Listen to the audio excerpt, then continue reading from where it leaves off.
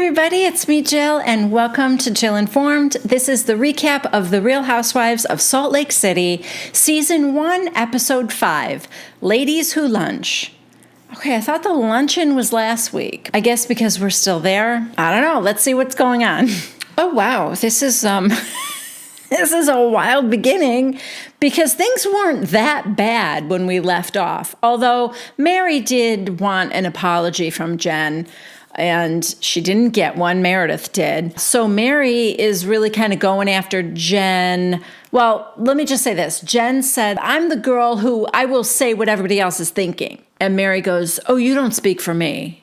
And she does like something like this. And Jen's like, don't open your eyes at me. Don't open your eyes at me. Funny. And Mary does not like Jen's foul mouth. Neither does Walter, who's getting ready to serve the next course. Because we get a little shot of him giving the side eye. It gets pretty bad. Mary tells Jen not to be ghetto. Jen doesn't like that. Mary's like, why are you coming at me? And Jen goes, you're coming at me. You asked us to open ourselves. Jen should probably know at this point that Mary makes a lot of strange facial expressions. And opening her eyes at you is the least of it. Mary ends up telling Jen that she doesn't want to talk to her, ever. And Heather's like, Mary, you do. You want to talk to her. Mary tells her, I didn't want to invite you here. Now Mary goes, bye, Jen. Bye. You can go. Heather, Mary, no, you want her to stay. Heather, she clearly doesn't. Jen gets up and Mary, what are you going to do? Whoop my ass? No, you do this all the time, Jen says. Lisa, I'm uncomfortable with this. I don't want anyone to be upset.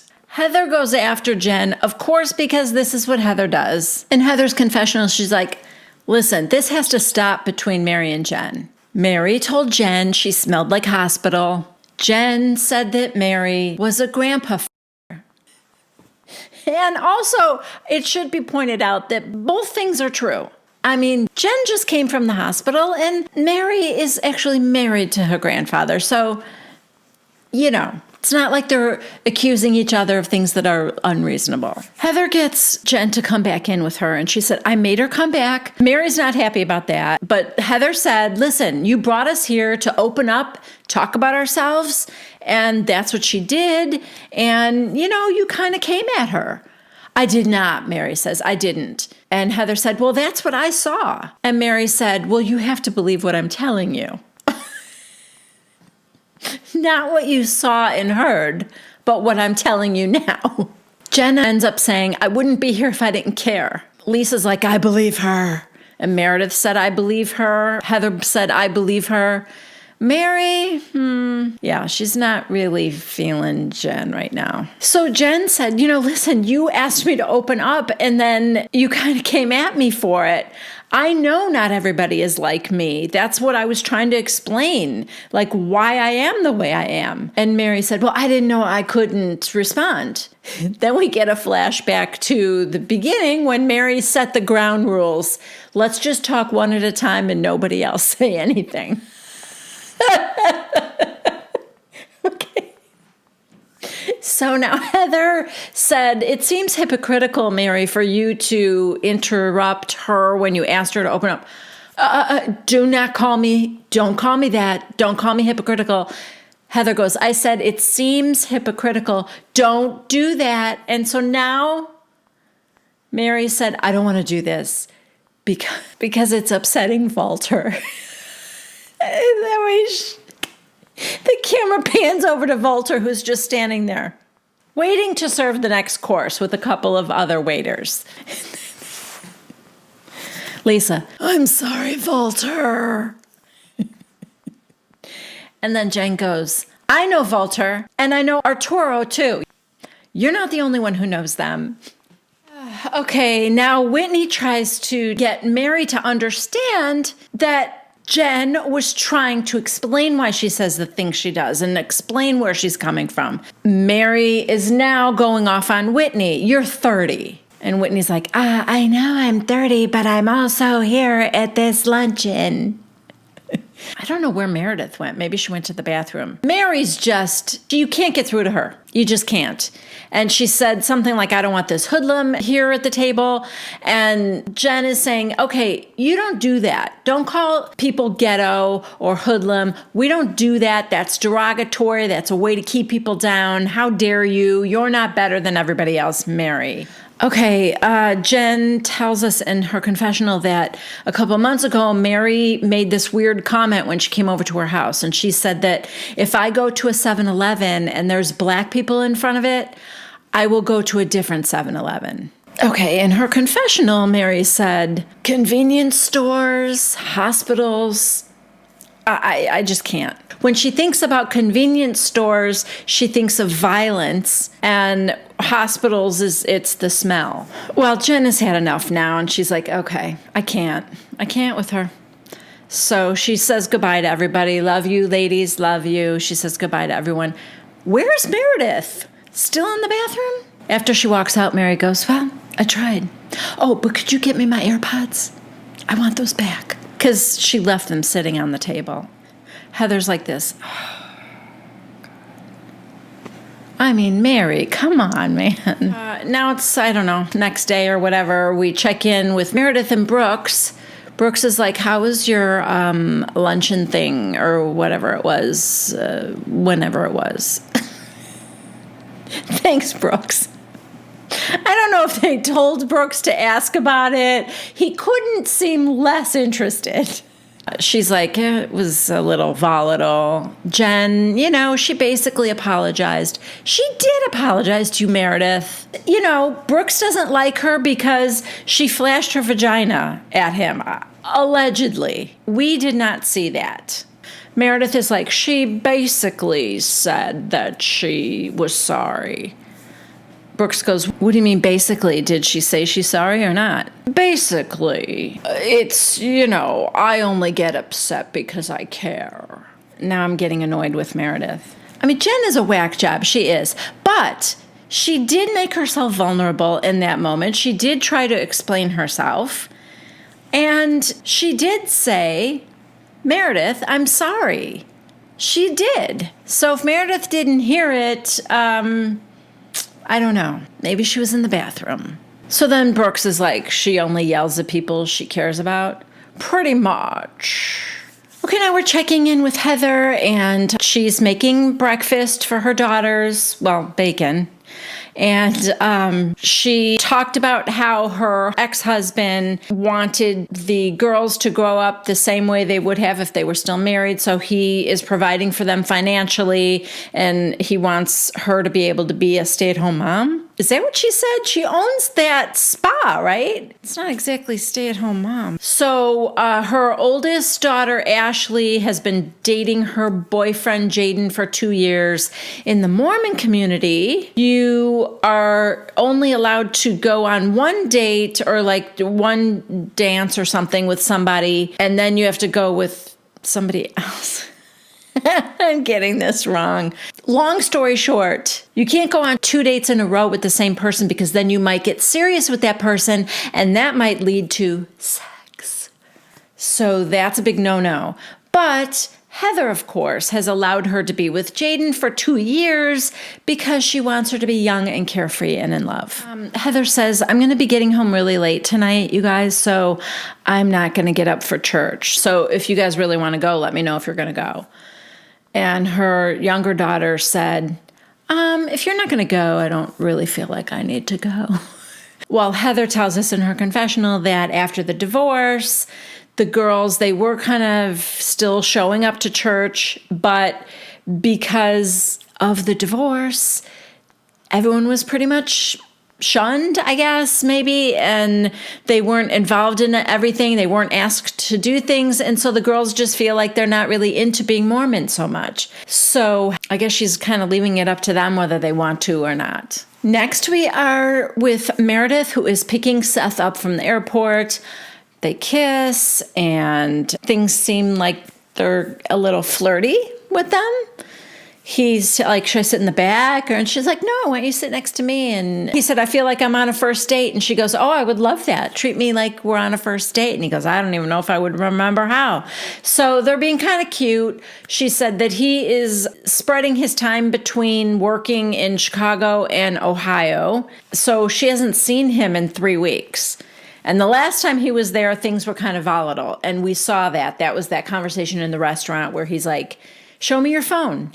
We can show each other our phones. I don't have anything to hide and that kind of thing. She asked him how work is and he goes, it's great. I love it. And she said, oh, that's great. And he said, yeah, when ski season's over, are you going to come and live with me in Canton, Ohio?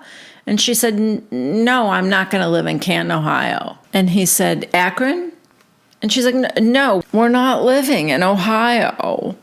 And he said, so where you live is more important than who you live with? And she's like, no, we're not moving there. And he goes, well, I'm working there, so that's where I am. And he said, do you want 99 reasons why you would love to move there? And she said, no. And she's like, listen, Seth, I have uprooted our family every 2 years for you, for your job. And he goes, well, you would never be here if it wasn't for me. I do kind of get that she's got her business there now.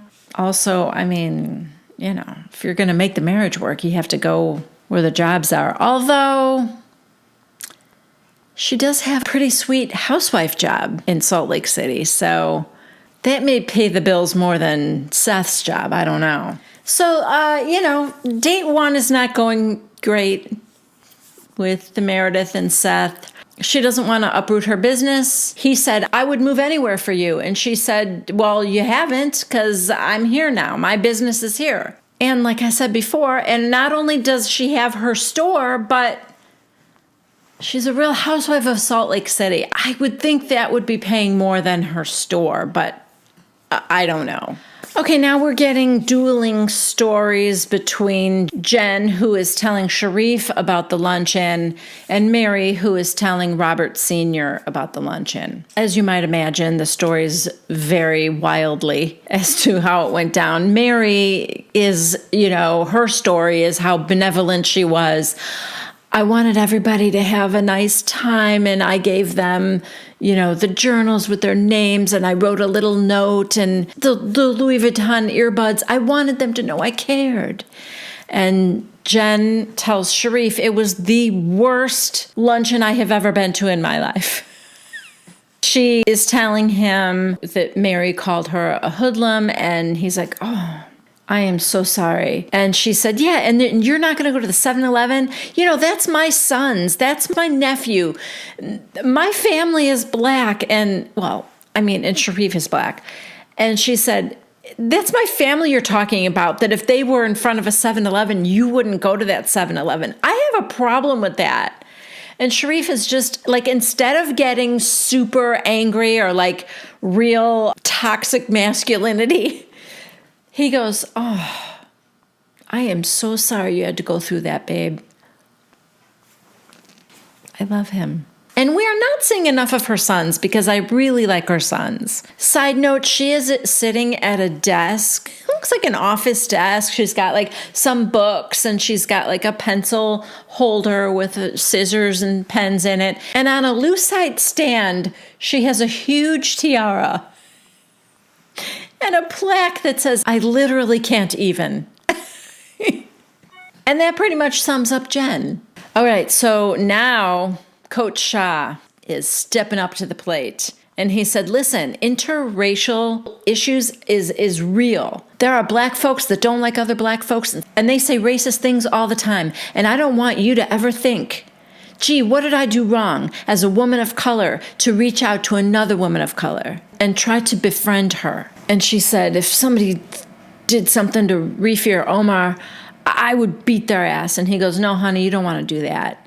And she goes, yeah, I do. And he goes, no, because our response is up here.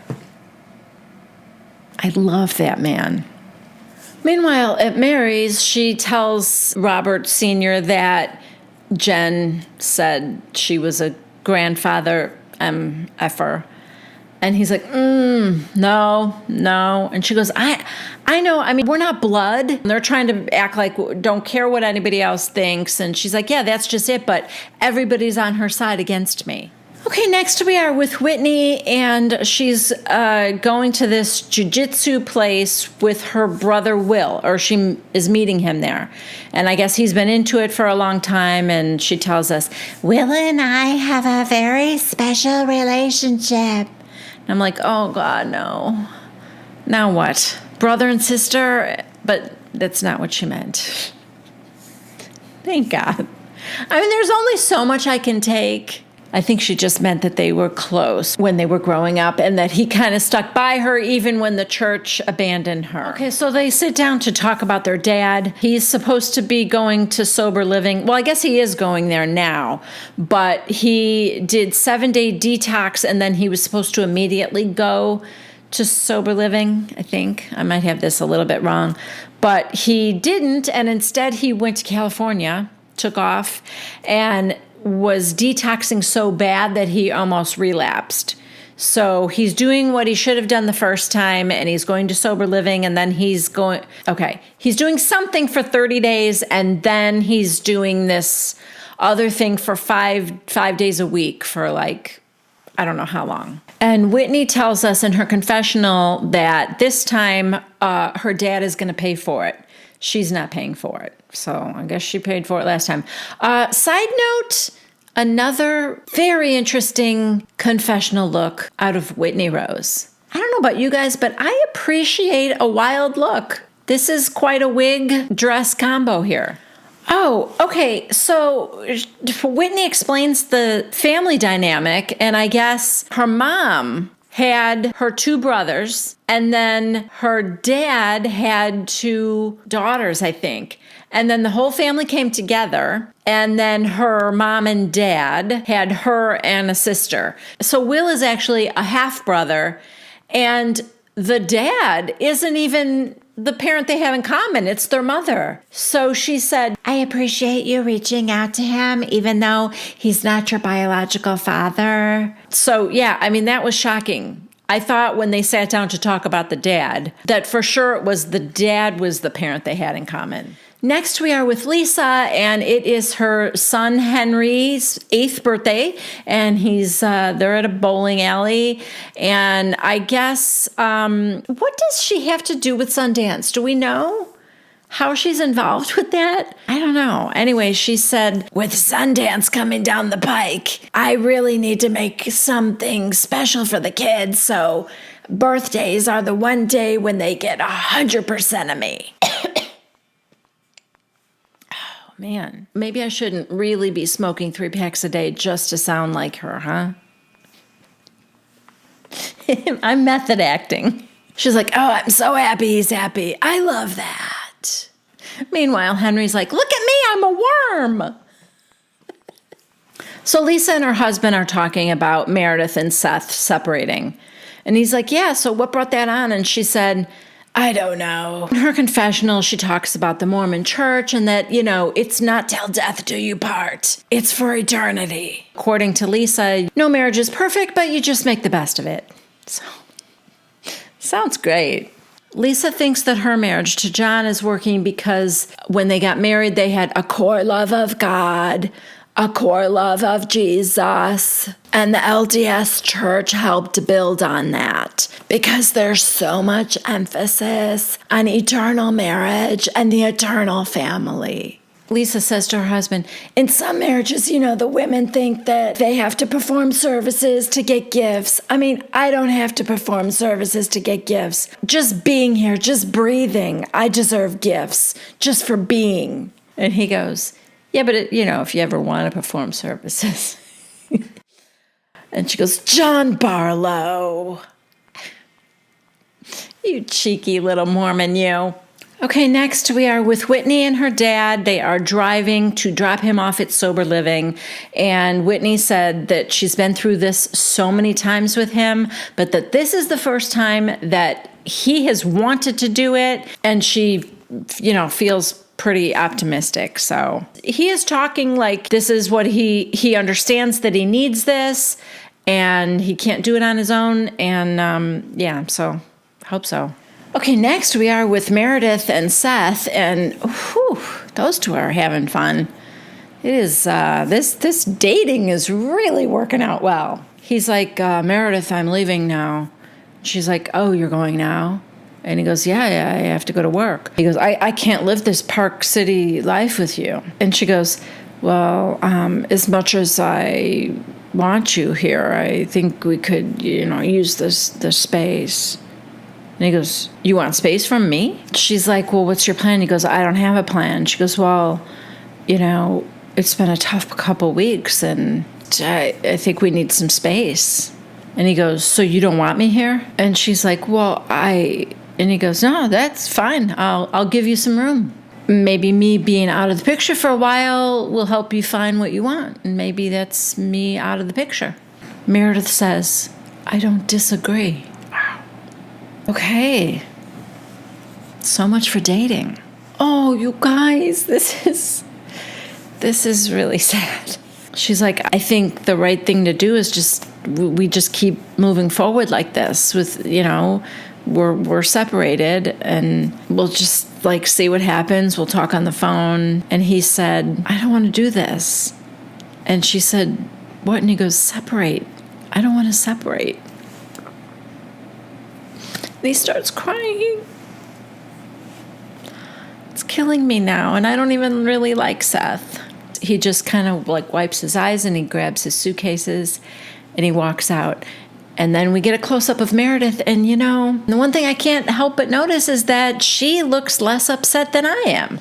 Okay, now we are at a restaurant with Heather and Mary. And even though during the luncheon, Mary told Heather she has two faces, which I forgot to mention, Heather thinks that she can convince Mary that she is able to have a friendship with her independent of her friendship with Jen. So they're ordering a cocktail, although Mary just wants still water and tells the server that it's because carbonation is bad for your ovaries.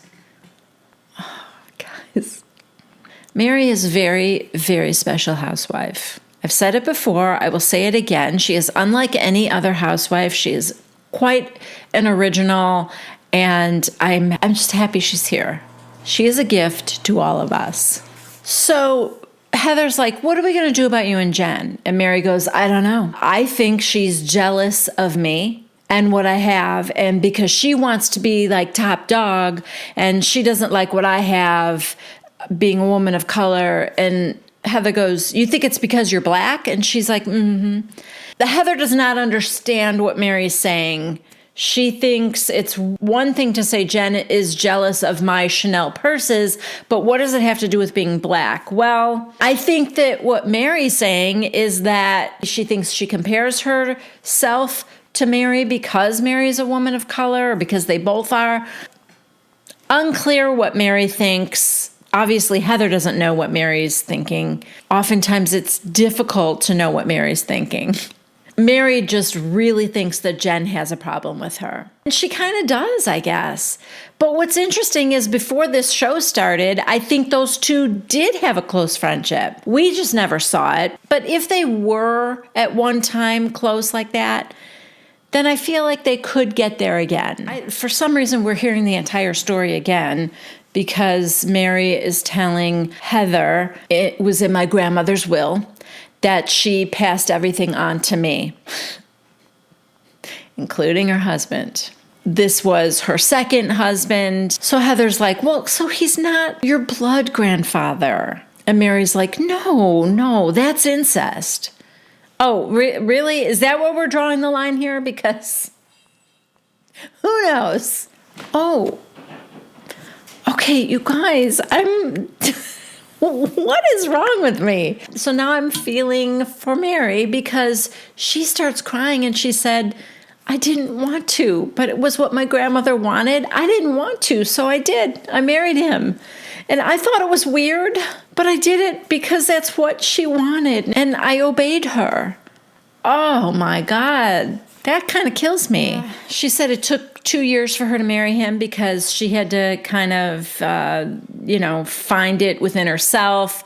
She talked to God herself, and then she just needed to make sure that it was the right thing to do. And, eventually God spoke to her, I guess. So Heather now in her confessional said, I feel deep empathy for Mary because she thinks that everyone understands choosing faith over love. Heather said, because I married somebody for my family and for my church. The difference is that I didn't have to call Billy Grandpa. Oh my God. So Heather tells her that she's glad that she shared with her. And Mary said, I care about people, but when I'm done, I'm done. And she is done with Jen. She's damaged the bridge. She burned the bridge. It's over. And that is where this episode ends. I thank you guys so much for joining me. I just want to mention very quickly that I am an Amazon affiliate. What that means is if you drop down the description box below, you will see that I have listed a few of my favorite items from Amazon. If you click on any one of them, you do not have to buy that thing, but once you are in Amazon, you can then buy whatever you want to buy, and I will get a small credit for that. So if you're thinking about getting some holiday gifts through Amazon, it will help me out. If you would rather not, that's okay too. As always, I would love for you to leave a comment, give this video a thumbs up if you liked it, and if you haven't yet subscribed to my channel, please consider doing so. I will be back next week with the next recap of The Real Housewives of Salt Lake City. Bye.